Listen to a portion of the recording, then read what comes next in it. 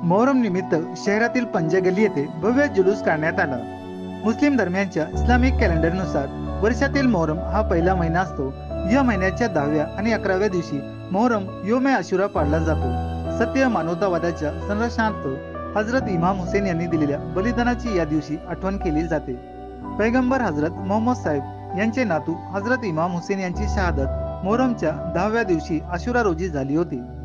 1400 वर्षापूर्वी इस्लाम धर्माची रक्षा करताना इराकमधील करबला शहरात हजरत इमाम हुसेन यांनी आपले परिवार आणि 72 साथीदारांसह बलिदान दिले होते।